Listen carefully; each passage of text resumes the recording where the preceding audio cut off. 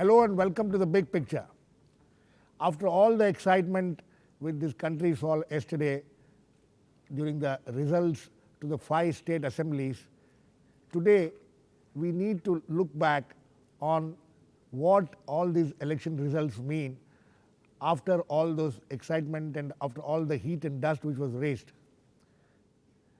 We don't want to go into serious number crunching which has been done yesterday enough. There is still more time to look into all the figures more carefully. But today we want to see what are the takeaways from the results of the elections to these 5 states. What does it mean to this country politically, socially, and how it will affect the politics of this country in the coming weeks, months and years. To discuss this, I have with me here a very interesting panel, Mr. Dilip Cherian. Dilip Cherian, who is the president of Perfect Relations and also an image consultant, and he also calls himself an iconoclast. Let us see what he will do today. And along with him is Professor Zoya Hasan, a political scientist of very renowned political scientist from the Jawaharlal Nehru University, and along with her is Venkitesh Ramakrishnan, the deputy editor of Frontline, one of the persons who has been consistently taking the line that in UP, the results which we saw yesterday, he has been predicting it for the last 1 month. In fact, he was one of the few people who did not give Congress more than 30 seats right from day one when the campaign started, and he seemed to have turned, whatever his predictions came true. So let us discuss these issues with these 3 interesting guests I have today. First, let me go to Dilip. No, first let's discuss this. Has the era of coalitions in the states at least, do we see the end of the era of coalitions in this country? See, you see what happened in Bihar, now in UP, Punjab. In fact, Akali Dal seems to can form its own government. It doesn't need absolutely it doesn't need almost the support of BJP. So, are we seeing the end of and in Goa, which has been known always for coalition governments, BJP has got a majority in its own. So do we see the beginning of the end of coalition governments in the country? I think as a thesis, that's probably borne out by the facts of the moment. And West Bengal also. Regional satraps who are able to win elections are also able to get sizable mandates. That's right. Coming through quite clearly. Right. It also has issues to do with federalism because the big national parties are increasingly getting marginalized in the states, Goa being again an exception. Right. So I think that you'd see that these local leaders who have their flags fluttering, it's going higher. So that's definitely happening. But I think the big message is that the local electorate knows what is good for itself. Right. And I think that is the bigger message. It's got less to do with local leaders and what they're doing, but that the message from the ground seems to be, we know what's good for us and we know what works for our kind of state. Right. So I think that's the message. Okay, Zoya, so you agree with Dilip that there is a larger message, and can we link all these messages from which we are getting from different states? After every round of elections, we are getting to see this kind of thing. Last round of elections in West Bengal, now in UP, repeating the same thing which they did in 2007.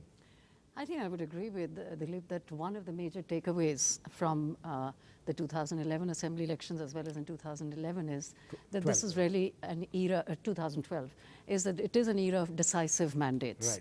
Right. Whether it's Tamil Nadu or West Bengal or UP or Punjab, or for that matter Manipur and so on. Goa. Everywhere, Manipur and Goa.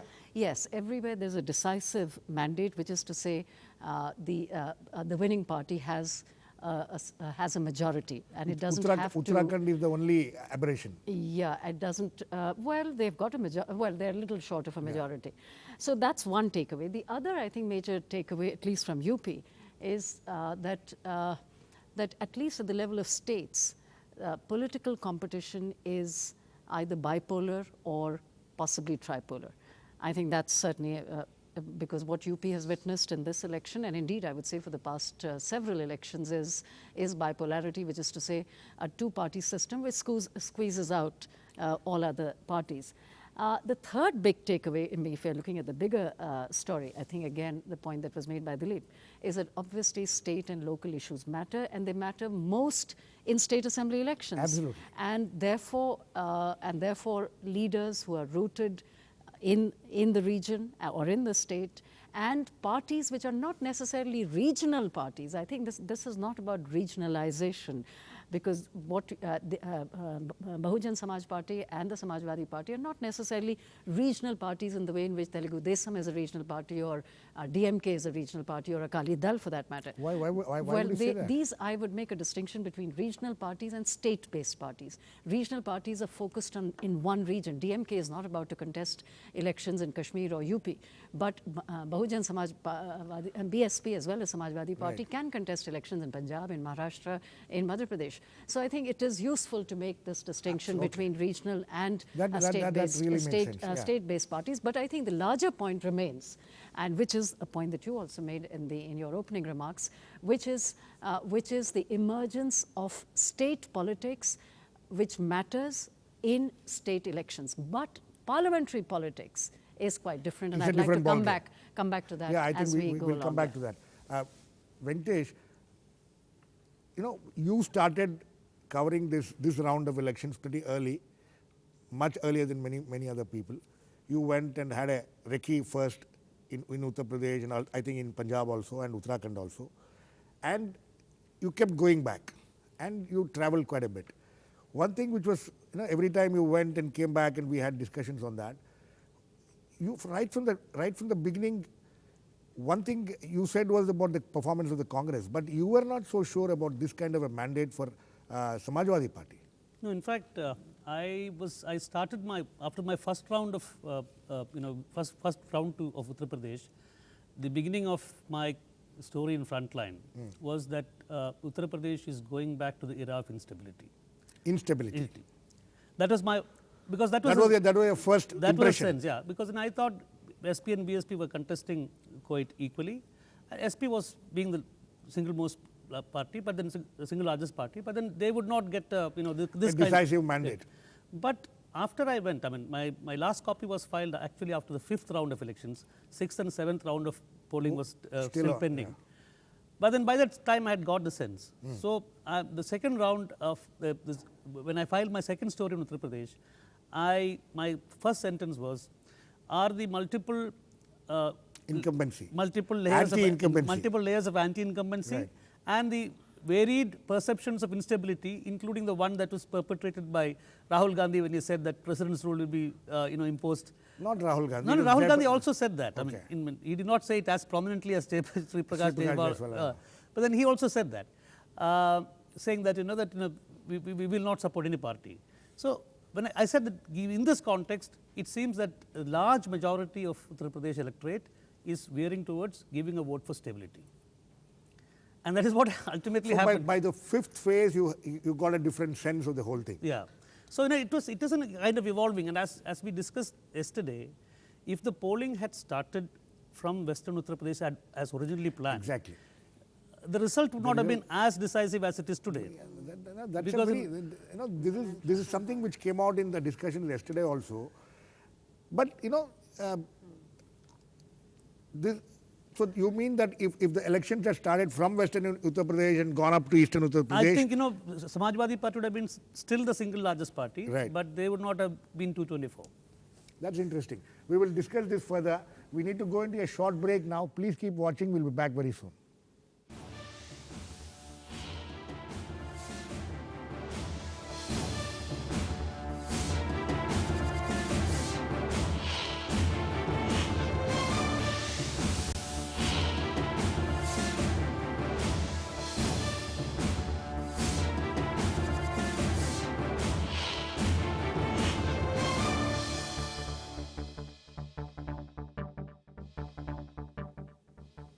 Welcome back. We are discussing what are the takeaways from the results to the 5 state assembly elections held yesterday.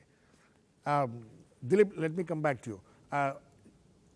Venkitesh wants to make a small point on the coalitions. Quickly, Venkitesh, we need to go into other issues. No, that's fine. The coalition thing is, it's also very interesting. See, it is like, as you said, we are seeing a kind of closure to coalition politics at the state level. But the national level, sum total of it is that at the national level, you have only coalition politics. We'll only, yeah, that's a very interesting observation. Dilip, but let's move further. This is coming straight to your issue, your subject. Sure. This is about, are these elections now more and more about young leadership? Is it about young leadership?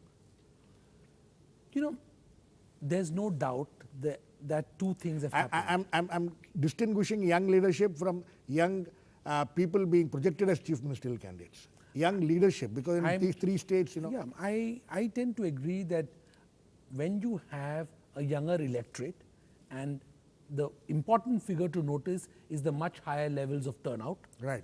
And these turnouts can't happen because the existing electorate is polling more alone. That also is happening, but there is also the substantial growth of the size of the electorate, which is because this cohort is now of 5 years of waiting is now voting, and they're voting in large numbers. So naturally they're looking for leaders who are more their peer group. So that's one thing.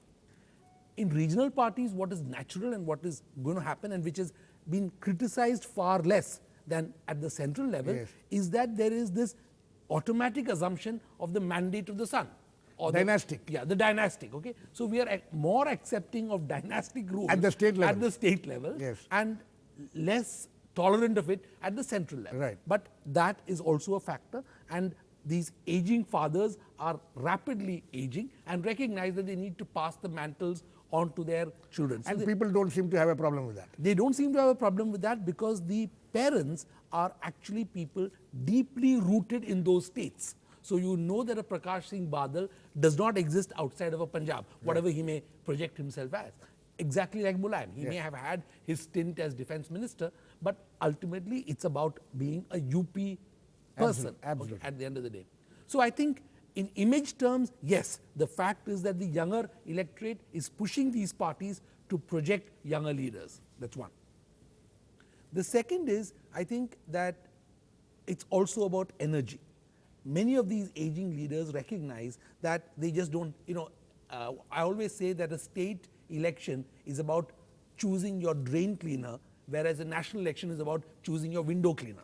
Okay, so if you make this distinction, the drain cleaner has got to be someone who you can get to and keep pushing every day. So it is necessary to see this shift. And I think in terms of imagery, all the parties are playing up this imagery of we have an active, dynamic leadership. And I think that worked very well in these elections. That worked very well with Akhilesh Yadav and Sukhbir Badal. Yes. What went wrong with Rahul Gandhi? See, at the end of the day, even there, it is imagerily not working simply because Rahul Gandhi was never projected as the person who's going to run the state. So again, I'm saying the distinction between window cleaner and drainage cleaner. So he was going to go back to look pretty in the window again. So the window cleaner in 2014, this will be a different ball game. Well, that's going to be the ball game. It's going to be choosing the window cleaner. Yeah, absolutely. Zoya, so do you agree that the elections have now all become about young leadership? Unless you have a young leader projected, Mamata Banerjee, for all practice, in Indian political terms, she's a young leader. Of course. Well, I mean, I don't think we can generalize from the age of Akhilesh Yadav and his success in the UP elections to argue that we have decisively moved to an era where we are going to have leaders who are under 40. Akhilesh, but I would say, yes, the age cohort from 40 to about 60, because if we were to look at the average age of chief ministers, it's certainly, if we look around, it's certainly not 40. It will be above 50, 55. That is the, that would be the age. I would think it's more than that. So therefore, that's one point. But I think to come back to the point that you asked about Rahul Gandhi, I think there are two takeaways immediately. There are several, but I can, apropos your question. One is that I think there was too much media hype about Rahul Gandhi, and that raised the bar of expectations. Right. But realistically, even the best scenario, even if they had not made a couple of strategic errors, which they obviously made, to which we shall come, the Congress could not have expected to get more than 55 to 60 seats. However, this hype... That's what they were expecting. However, the hype made it appear as though they were about to form the government and they were going to get 150 or 60. So that was wrong. Second, I think the Hype point... is partly because of their own doing. Yes, of course, though I'm talking about that. I'm not, but yes, it is their doing. That's exactly what I'm Because saying. a lot of people tend to blame the media for having hyping it, but, Well, but it's I'm a sure they were combination. feeding the media. Okay, about let this. me just complete. And the second point is, I think this overemphasis on Rahul Gandhi in a state election when he was not contesting the state election, I think was clearly a mistake. These are two major takeaways for the Congress in a situation where state politics now is about state issues, it's about local issues, it's about local and state-based leaders. Now, Rahul Gandhi could still have been a very, very important part of this campaign. Right. Without If they had a young leader of the state what the projected. Congress could have done was not necessarily to project a leader, but somewhere a message had to Give be an given impression that at there are least. one or two of these leaders are likely to be the chief Absolutely. ministerial candidate. But I think Mrs. Sonia Gandhi was quite right in her comments today when she said the problem is not lack of leadership, Too but many perhaps leaders. too many leaders. And I Right. think she had UP in mind when Absolutely, she said absolutely. that. Yeah. Venkitesh, so young leadership have made an impact in this country.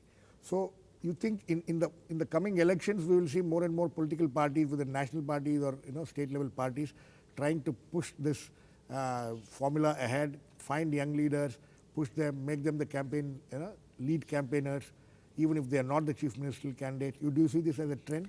This is a trend. I mean, basically, I think it will be very simplistic to kind of put it as This trend we'll need to watch in Gujarat actually by the end of this year. How Congress will deal with this. What I perceive from this trend is not exactly about young politicians coming and making a mark or something like that, because I feel that it would be very simplistic to put it as young leadership coming and giving a new face. I see it historically as an evolution or a growth of the caste identity politics, caste and community assertive politics that we have had in this country. See, if you look at identity politics per se, each party started with its own caste and community assertion. The BSP had Dalit assertion, the Samajwadi Party had OBC assertion, and as they progressed, And RLD had the Jat assertion. yes, and as they progressed, they realized, especially the Samajwadi Party and Bahujan Samaj Party, that they cannot win a state election on the assertion of their own caste or community alone. So they came to the caste plus factor. So that is why you had the Brahmin Dalit Bhaichara in 2007. Now you have got this rainbow coalition of various castes and communities and sections of the Muslim community also in Samajwadi Party. And it has gone one step ahead. Along with identity politics and caste and community assertive politics, these parties have also realized the need to raise new slogans which will attract the young people who may not be so enamored of identity issues. No, I'm coming to that. Zoya, so from what Venkitesh is saying, has governance become the key issue in any of these elections? Issues of governance. No more issues of identity are obviously there, but have they been overshadowed by the issues of governance? I would say it's identity politics plus. Just like it was caste plus 5 years ago, it is now identity politics plus. I would say that this election actually suggests that identity politics has certainly not vanished. But again, there is a very interesting difference between what happens in state elections and parliamentary elections. In parliamentary elections in 2009, you could clearly discern a shift from identity to development and governance. Right. But when it comes to state politics, because local issues predominate, it is not only about development and governance, but it is also about identity. So I think that is the very interesting dynamic of state politics and parliamentary politics. And secondly, clearly in this election, if you look at BSP and you look at Samajwadi Party, both of them are still anchored in identity politics. Now, of course, As Venkatesh said, caste plus. as Venkatesh rightly said, that they can't. I mean, because India has changed. There's been such major social and political and economic changes, even in UP, which might be where the pace of change may be slower than elsewhere. But yet there have been major transformations. And in this context, clearly parties have to go beyond pure identity calculations. So in that sense, they are bringing in issues of development and so on.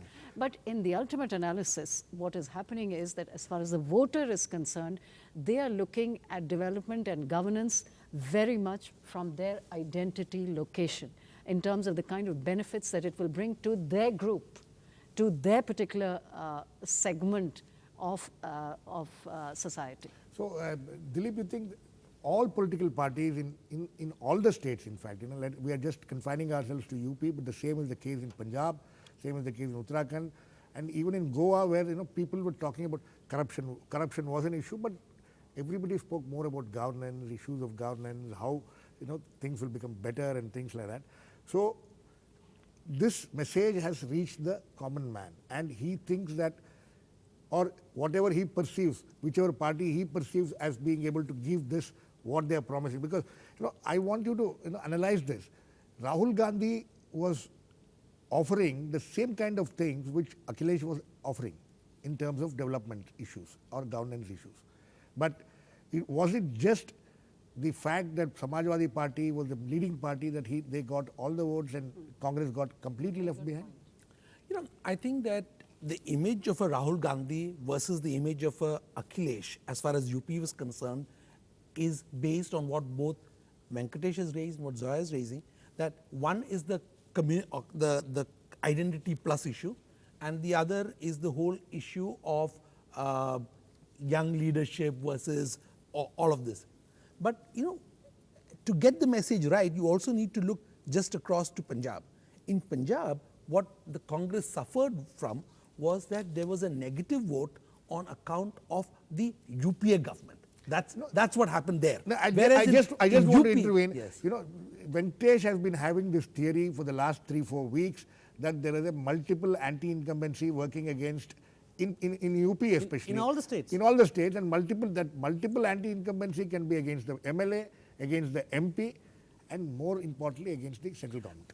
In UP, the anti-incumbency against the UPA in the center worked on a factor of 0 to 10, maybe at a level of 2 or 3. Whereas in Punjab, it worked at a level of 5 or 7, right, which is why it triumphed over the anti-incumbency against the Akalis. Exactly. So that is the difference we have to understand. So if going back to UP, I think that the way I saw it, and on people on the ground reporting, said that in trying to differentiate between a Rahul and an Akhilesh, the problem was Rahul was not going to actually stay on in UP. So they felt this identity plus responsibility. Can we pin it on his chest and expect him to deliver? Right. And the problem was that, going back to the development issue, Mayawati had clearly not delivered on anything other than the community issue. Except for UP, for Noida and Lucknow, development absolutely does not exist in law UP. and order was a key issue. And therefore, they figured out that, hey, there's no point going with her because development is not on a charter. So on the community plus, the pluses added up and it worked in favor of Akhilesh. Okay, Zoya, we are running short of time, but we have to discuss this issue. Muslims. Do you think the Muslims continue to vote tactically after this round of elections? We have seen that, during the campaign, people were saying that, this time maybe the Muslims are not going to vote as tactically as we thought. Peace Party has come in, there are another grouping around, and the Muslim votes may get divided. This was the fear, but ultimately the results have proved that they have voted tactically. There has been a shift from BSP, whatever votes BSP had got, and has come back to Samajwadi Party. I think it is true that Muslims have voted virtually en bloc for Samajwadi Party. But I think this happened in the end because of the way in which the minority quota issue panned out.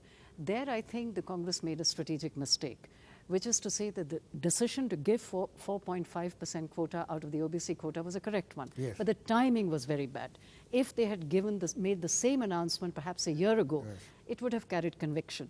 But making that announcement 2 days before the Election Code of Conduct came into effect, and then trying to that say that we will give 9% no, but here. then what happened, I think the point that is being made in a different context by Dilip is that announcing it just 2 days before, Muslims who anyway do not trust the Congress felt that that Congress was not serious. They were not really serious. However, it brought the quota issue to the public domain. Yes. And what happened was that the Samajwadi Party ran away with the idea, raised the stakes by saying that we will give 18%, which is impossible, of course.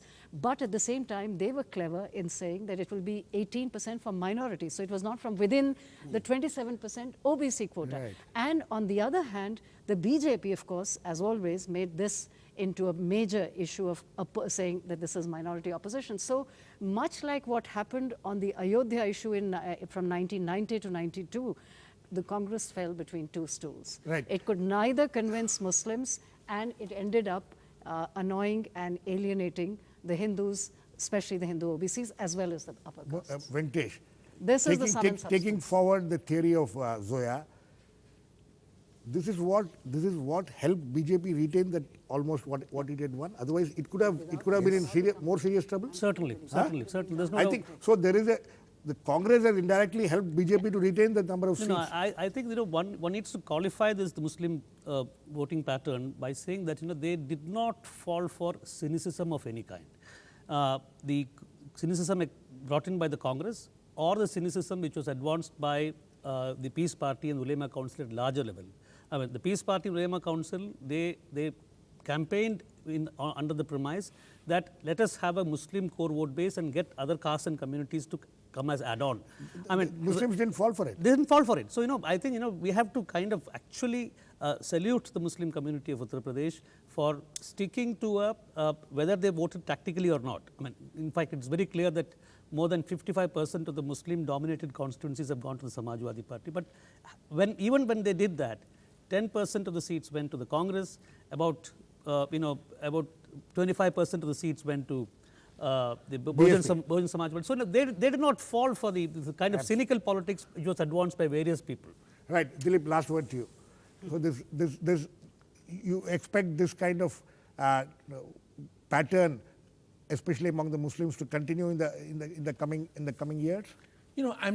I'm not quite sure that you can see that, because also don't forget that the Samajwadi cleaned up its own Muslim Act, what they did before the elections in terms of getting rid of some people, big people. So that and also playing some of them down. Absolutely. But I think to talk of the Muslim card and not talk about the big elephant in the room is that also it determines what's going to happen in the vice president and the presidential elections. So how is the Muslim vote going to pan out on that? Right. That's a separate debate, and I'm sure we will be debating it in the coming days, weeks and months. Thank you very much. So, there are several takeaways. Every political party will need to sit and analyze. We as journalists, analysts also need to put in some more work to understand the bigger takeaways from these elections. But I think we have touched major issues, major takeaways from this election during this half-an-hour debate, whatever we could find time for. Thank you very much for watching. Please keep watching. We'll come back again. Before that, let me thank all my guests, Mr. Dilip Cherian, Zoya, Hasan, and Venkitesh Ramakrishnan. Thank you very much.